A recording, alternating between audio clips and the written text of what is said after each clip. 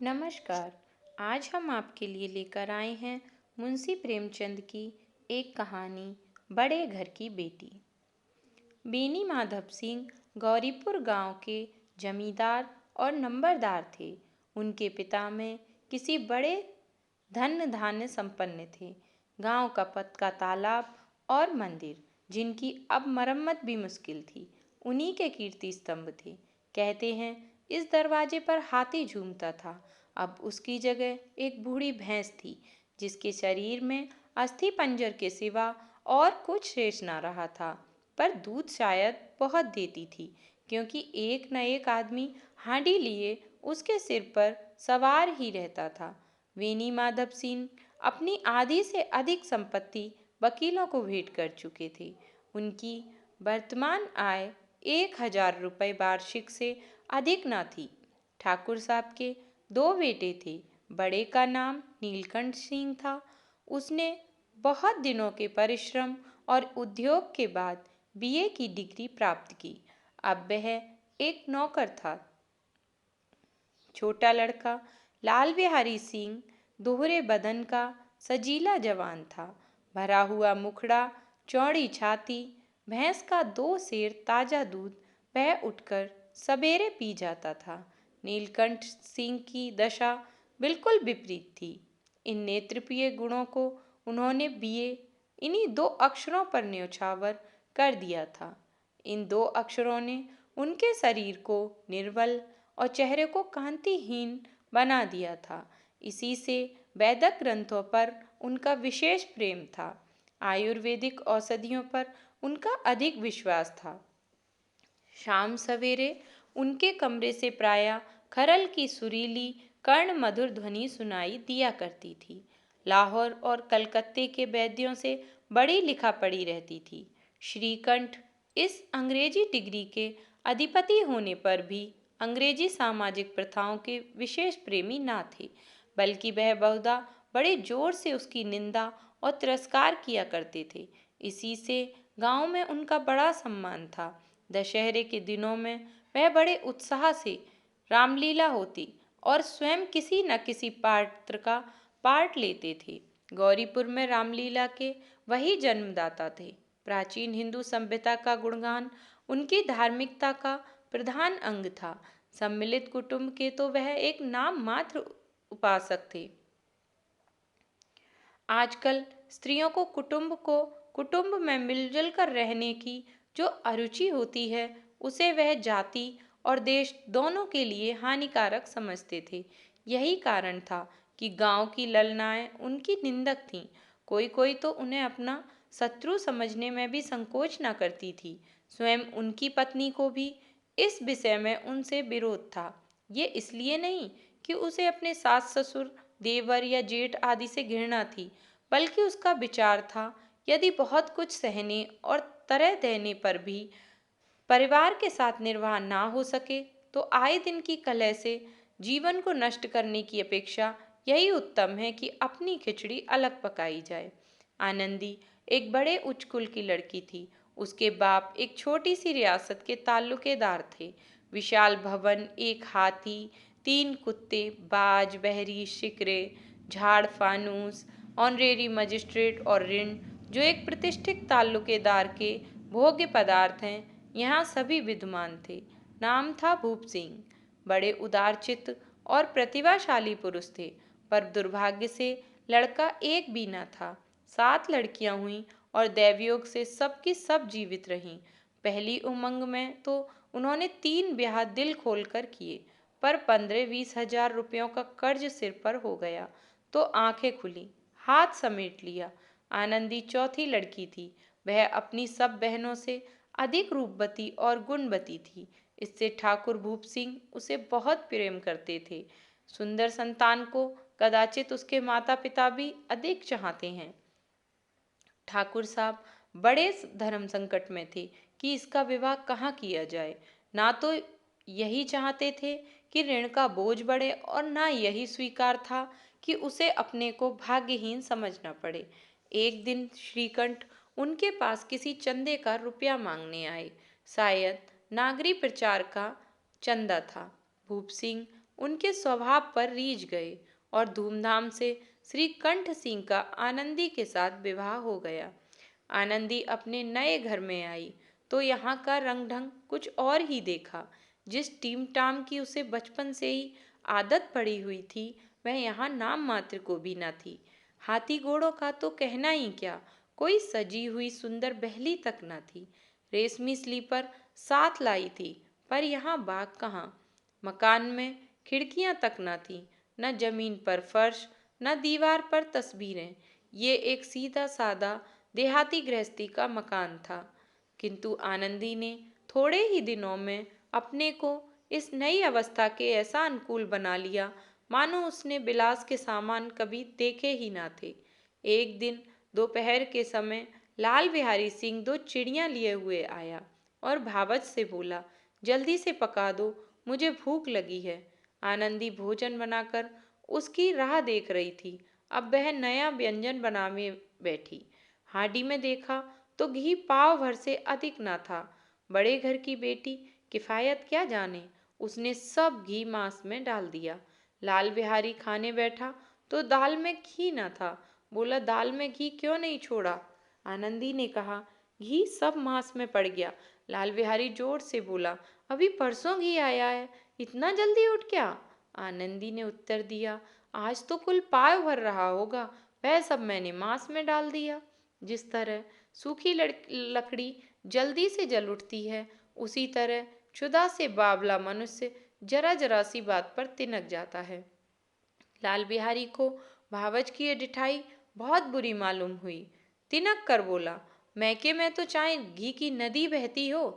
स्त्री गालियां सह लेती है, मार भी सह लेती है, पर मैके की निंदा उससे नहीं सही जाती। आनंदी मुंह फेर कर बोली, हाथी मरा भी तो 9 लाख का, वहां इतना घी नित्य नाई कहार खा जाते हैं। लाल बिहारी जल गया, थाली उठाकर पलट दी और बोला, जी चाहता है जीप पकड़कर खींच लूं। आनंदी को भी क्रोध आ गया, मुंह लाल हो गया। बोली, वह होते तो आज इसका मजा चखाते। अब अपड़ उजड़ ठाकुर से ना रहा गया। उसकी स्त्री एक साधारण जमींदार की बेटी थी। जब जी चाहता उस पर हाथ साफ कर लिया करता था। खड़ाऊं उठाकर आनंदी की ओर जोर से फेंकी और बोला, जिसके गुमान पर फूल भूली हुई हो उसे भी देखूंगा और तुम्हें भी। आनंदी ने हाथ से खड़ाऊं रोकी। सिर बच गया, पर उंगली में बड़ी चोट आई। क्रोध के मारे हवा से हिलते पत्ते की भांति कांपती हुई अपने कमरे में आकर खड़ी हो गई। स्त्री का बल और साहस, मान और मर्यादा पति तक है। उसे अपने पति के ही बल और पुरुषत्व का घमंड होता है। आनंदी खून का घूंट पीकर रह गई। श्रीकंठ सिंह शनिवार को घर आया करते थे। बृहस्पतिवार को ये घटना हुई थी। 2 दिन तक आनंदी कोप भवन में रही, न कुछ खाया न पिया, उनकी बाट देखती रही। अंत में शनिवार को वह नियमानुकूल संध्या समय घर आए और बाहर बैठकर कुछ इधर उधर की बातें, कुछ देश काल संबंधी समाचार और कुछ नए मुकदमों आदि की चर्चा करने लगे। ये वार्तालाप 10 बजे रात तक होता रहा। गांव के भद्र पुरुषों को इन बातों में ऐसा आनंद मिलता था कि खाने पीने की भी सुधि न रहती। श्रीकंठ को पिंड छुड़ाना मुश्किल हो जाता था। ये 2-3 घंटे आनंदी ने बड़े कष्ट से काटे। किसी तरह भोजन का समय आया, पंचायत उठी, एकांत हुआ तो लाल बिहारी ने कहा, भैया आप जरा भाभी को समझा दीजिएगा कि मुंह संभाल कर बातचीत किया करें, नहीं तो एक दिन अनर्थ हो जाएगा। बेनी माधव सिंह ने बेटे की ओर साक्षी दी, हाँ, बहू बेटियों का ये स्वभाव अच्छा नहीं कि मर्दों के मुंह लगें। लाल बिहारी, वह तो बड़े घर की बेटी हैं, तो हम भी कोई कुर्मी कहार नहीं हैं। नीलकंठ ने चिंतित स्वर से पूछा, आखिर बात क्या हुई? लाल बिहारी ने कहा, कुछ भी नहीं, यूं ही आप उलझ पड़ी। मैके के सामने हम लोगों को कुछ समझती ही नहीं। श्रीकंठ खा पीकर आनंदी के पास गए। वह भरी बैठी थी। ये हजरत भी कुछ तीखे थे। आनंदी ने पूछा, चित्त तो प्रसन्न है? श्रीकंठ बोले, बहुत प्रसन्न है, पर तुमने आजकल घर में ये क्या उपद्रव मचा रखा है? आनंदी की त्योरियों पर बल चढ़ गए। झुंझुलाहट के मारे बदन में ज्वाला सी दहक उठी। बोली, जिसने तुमसे ये आग लगाई है उसे पाऊं, मुंह झुलस दूं? श्रीकंठ बोले, इतनी गर्म क्यों होती हो? बात तो कहो। आनंदी, क्या कहूँ, ये मेरे भाग्य का खेर है, नहीं तो गंवार छोकरा जिसको चपरासीगिरी करने का भी शऊर नहीं, मुझे खड़ाऊं से मारकर यों ना करता। श्रीकंठ, सब हाल साफ साफ कहा तो मालूम हो, मुझे तो कुछ पता नहीं। आनंदी, परसों तुम्हारे लाडले भाई ने मुझसे मांस पकाने को कहा। घी हांडी में पाव भर से अधिक ना था, वह सब मैंने मांस में डाल दिया। जब खाने बैठा तो कहने लगा, दाल में घी क्यों नहीं है? बस इसी पर मेरे मैके को बुरा भला कहने लगा। मुझसे ना रहा गया। मैंने कहा, वहाँ इतना घी तो नाई का हार कहा जाते हैं, और किसी को जान भी नहीं पड़ता। बस इतनी सी बात पर इस अन्यायी ने मुझ पर खड़ाऊं फेंक मारी। यदि हाथ से रोक ना लूं तो सिर फट जाए। उसी से पूछो, मैंने जो कुछ कहा है वह सच है या झूठ? श्रीकंठ की आंखें लाल हो गईं। बोले, यहाँ तक हो गया? इस छोकरे का ये साहस!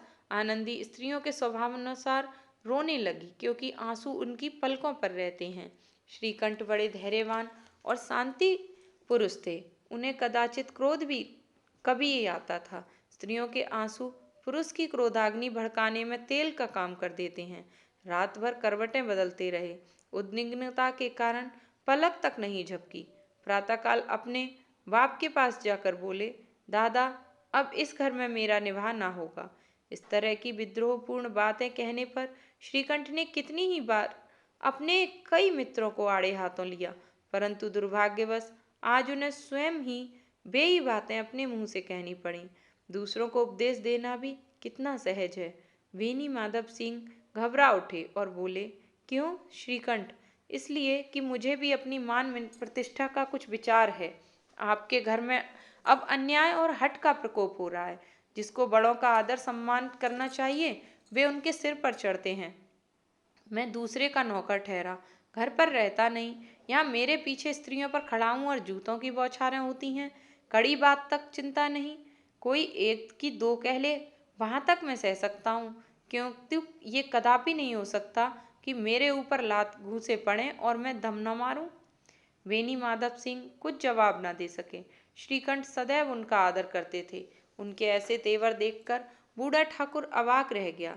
केवल इतना ही बोला, बेटा, तुम बुद्धिमान होकर ऐसी बातें करते हो? स्त्रियां इस तरह घर का नाश कर देती हैं, उनको बहुत सिर पर चढ़ाना अच्छा नहीं। श्रीकंठ, इतना मैं जानता हूँ, आपके आशीर्वाद से ऐसा मूर्ख नहीं हूँ। आप स्वयं जानते हैं कि मेरे ही समझाने बुझाने से इसी गांव में कई घर संभल गए, पर जिस स्त्री की मान प्रतिष्ठा का ईश्वर के दरबार में उत्तरदाता हूँ, उसके प्रति ऐसा घोर अन्याय और पशुवत व्यवहार मुझे असह्य है। आप सच मानिए, मेरे लिए यही कुछ कम नहीं है कि लाल बिहारी को कुछ दंड नहीं होता। अब बेनी माधव सिंह भी गरमाए, ऐसी बातें और न सुन सके। बोले, लाल बिहारी तुम्हारा भाई है, उससे जब कभी भूल चूक हो उसके कान पकड़ो। लेकिन श्रीकंठ, लाल बिहारी को मैं अब अपना भाई नहीं समझता। मेरी बेनी माधव सिंह, स्त्री के पीछे? श्रीकंठ, जी नहीं, उसकी क्रूरता और अविवेक के कारण। दोनों कुछ देर चुप रहे। ठाकुर साहब लड़के का क्रोध शांत करना चाहते थे, लेकिन ये नहीं स्वीकार करना चाहते थे कि लाल बिहारी ने कोई अनुचित काम किया है। इसी बीच गांव के कई और सज्जन हुक्के चिलम के बहाने वहां आ बैठे। कई स्त्रियों ने जब ये सुना कि श्रीकंठ पत्नी के पीछे पिता से लड़ने को तैयार है, तो उन्हें बड़ा हर्ष हुआ। दोनों पक्षों की मधुर वाणियां सुनने के लिए उनकी आत्माएं तिलमिलाने लगीं। गांव में कुछ कुटिल मनुष्य भी थे, जो इस कुल की नीतिपूर्ण गति पर मन ही मन जलते थे। वे कहा करते थे, श्रीकंठ अपने बाप से दबता है, इसलिए वह दब्बू है। उसने विद्या पढ़ी, इसलिए वह किताबों का कीड़ा है। वेनी माधव सिंह उसकी सलाह के बिना कोई काम नहीं करते, ये उनकी मूर्खता है।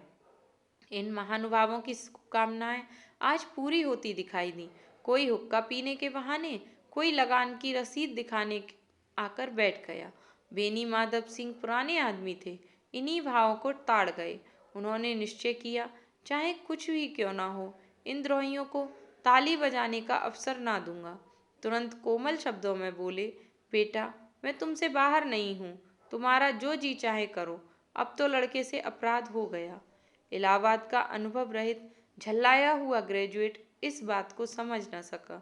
उसने डिबेटिंग क्लब में अपनी बात पर अड़ने की आदत थी। इन हथकंडों की उसे क्या खबर। बाप ने जिस मतलब से बात पलटी थी वह उसकी समझ में नहीं आया। बोला, लाल बिहारी के साथ अब इस घर में नहीं रह सकता। बेनी माधव, बेटा, बुद्धिमान लोग मूर्खों की बात पर ध्यान नहीं देते। वह बेसमझ लड़का है। उससे जो कुछ भूल हुई तुम उसे बड़े होकर क्षमा करो। श्रीकंठ, उसकी इस दुष्टता को मैं कदापि नहीं सह सकता। या तो वही इस घर में रहेगा या मैं। आपको यदि वह अधिक प्यारा है तो मुझे विदा कीजिए। मैं अपना भार आप संभाल लूँगा। यदि मुझे रखना है तो उससे कहिए जाए जहाँ चला जाए।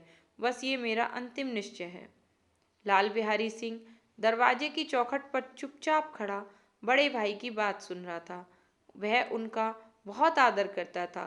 उसे कभी इतना साहस ना हुआ था कि नीलकंठ के सामने, श्रीकंठ के सामने चारपाई पर बैठ जाए, हुक्का पी ले या पान खा ले। बाप का भी वह इतना मानना करता था। श्रीकंठ का भी उस पर हार्दिक स्नेह था। अपने होश में उन्होंने कभी उसे घुड़का तक न था। जब वह इलाहाबाद से आते तो उसके लिए कोई न कोई वस्तु अवश्य लाते। मुकद्दर की जोड़ी उन्होंने ही बनवा दी थी। पिछले साल जब उन्होंने अपने से जोड़े जवान को नागपंचमी के दिन दंगल में पछाड़ दिया तो उन्होंने पुलकित होकर अखाड़े में ही जाकर उसे गले लगा लिया था। 5 रुपए के पैसे लुटाए थे। ऐसे भाई के मुंह से आज ऐसी हृदय विदारक बात सुनकर लाल बिहारी को बड़ी ग्लानि हुई। वह फूट फूट कर रोने लगा। इसमें संदेह नहीं कि अपने किए पर पछता रहा था। भाई के आने से एक दिन पहले से उसकी छाती धड़कती थी कि देखूं भैया क्या कहते हैं। मैं उनके सम्मुख कैसे जाऊंगा, उनसे कैसे बोलूंगा, मेरी आंखें उनके सामने कैसे उठेंगी। उसने समझा था कि भैया मुझे बुलाकर समझा देंगे। इस आशा के विपरीत आज उसने उन्हें निर्दयता की मूर्ति बने हुए पाया। वह मूर्ख था, परंतु अब उसका मन कहता था कि भैया मेरे साथ अन्याय कर रहे हैं। यदि श्रीकंठ उसे अकेले में बुलाकर 2-4 बातें कह देते, इतना ही नहीं 2-4 तमाचे भी लगा देते तो कदाचित इतना दुख न होता। पर भाई का ये कहना कि अब मैं इसकी सूरत भी ना देखना चाहता, लाल बिहारी से ना सहा गया। वह रोता हुआ घर आया। कोठारी में जाकर कपड़े पहने, आंखें पोंछी जिससे कोई ये ना समझे कि रोता था। तब आनंदी के द्वार पर आकर बोला, भाभी, भैया ने निश्चय किया है कि वह मेरे साथ इस घर में ना रहेंगे। अब वह मेरा मुंह नहीं देखना चाहते, इसलिए अब मैं जाता हूँ। उन्हें फिर मुंह ना दिखाऊंगा। मुझसे जो कुछ अपराध हुआ उसे क्षमा करना। ये कहते कहते लाल बिहारी का गला भर आया। जिस समय लाल बिहारी सिंह सिर झुकाए आनंदी के द्वार पर खड़ा था, उसी समय श्रीकंठ भी लाल आंखें किए बाहर से आए। भाई को खड़ा देखा तो घृणा से आंखें फेर ली और कतरा कर निकल गए, मानो उसकी परछाई से दूर भागते हों। आनंदी ने लाल बिहारी की शिकायत तो की थी, लेकिन अब मन में पछता रही थी। वह स्वभाव से ही दयावती थी। उसे इसका तनिक भी ध्यान न था कि बात इतनी बढ़ जाएगी। वह मन ही में अपने पति पर झुंझला रही थी कि ये इतने गर्म क्यों होते हैं। उस पर ये भय भी लगा हुआ था कि कहीं मुझसे इलाहाबाद चलने को कहें तो क्या कैसे करूंगी। इसी बीच जब उसने लाल बिहारी को दरवाजे पर खड़े ये कहते सुना कि अब मैं जाता हूँ, मुझसे जो कुछ अपराध हुआ क्षमा करना, तो उसका रहा सहा क्रोध भी पानी हो गया। वह रोने लगी। मन का मैल धोने के लिए नयन जल से उपयुक्त और कोई वस्तु नहीं है। श्रीकंठ को देखकर आनंदी ने कहा, लाला बाहर बहुत खड़े रो रहे हैं। श्रीकंठ, तो क्या करूं? आनंदी, भीतर बुला लो, मेरी जीभ में आग लगे। मैंने कहाँ से ये झगड़ा उठाया। श्रीकंठ, मैं ना बुलाऊंगा। आनंदी, पछताओगे, उन्हें बहुत ग्लानि हो गई है, ऐसा ना हो कहीं चल दें। श्रीकंठ ना उठे। इतने में लाल बिहारी ने फिर कहा, भाभी, भैया से मेरा प्रणाम कह दो। वह मेरा मुंह नहीं देखना चाहते, इसलिए मैं भी अपना मुंह ना दिखाऊंगा। लाल बिहारी इतना कहकर लौट पड़ा और शीघ्रता से दरवाजे की ओर बढ़ा। अंत में आनंदी कमरे से निकली और उसका हाथ पकड़ लिया। लाल बिहारी ने पीछे फिरकर देखा और आंखों में आंसू भरे बोला, मुझे जाने दो। आनंदी, कहाँ जाते हो? लाल बिहारी, जहाँ कोई मेरा मुंह न देखे। आनंदी, मैं न जाने दूंगी। लाल बिहारी, मैं तुम लोगों के साथ रहने योग्य नहीं हूँ। आनंदी, तुम्हें मेरी सौगंध, अब एक पग भी आगे न बढ़ाना। लाल बिहारी, जब तक मुझे ये न मालूम हो जाए कि भैया का मन मेरी तरफ से साफ हो गया, तब तक मैं इस घर में कदापि न रहूंगा। आनंदी, मैं ईश्वर को साक्षी देकर कहती हूँ कि तुम्हारी ओर से मेरे मन में तनिक भी मैल नहीं है। अब श्रीकंठ का हृदय भी पिघला। उन्होंने बाहर आकर लाल बिहारी को गले लगा लिया। दोनों भाई खूब फूट फूट कर रोए। लाल बिहारी ने सिसकते हुए कहा, भैया, अब कभी मत कहना कि तुम्हारा मुंह न देखूंगा। इसके सिवा आप जो दंड देंगे मैं सहर्ष स्वीकार करूंगा। श्रीकंठ ने कांपते हुए स्वर में कहा, लल्लू, इन बातों को बिल्कुल भूल जाओ। ईश्वर चाहेगा तो फिर ऐसा अवसर ना आवेगा। बेनी माधव सिंह बाहर से आ रहे थे। दोनों भाइयों को गले मिलते देखकर आनंद से पुलकित हो गए। बोल उठे, बड़े घर की बेटियां ऐसी ही होती हैं, बिगड़ता हुआ काम बना लेती हैं। गांव में जिसने ये वृतांत सुना, उसी ने इन शब्दों में आनंदी की उदारता को सराहा। बड़े घर की बेटियां ऐसी ही होती हैं। आई होप आपको स्टोरी पसंद आई होगी, और अगर आपको पसंद आई हो तो प्लीज़ मेरे चैनल को सब्सक्राइब ज़रूर करें।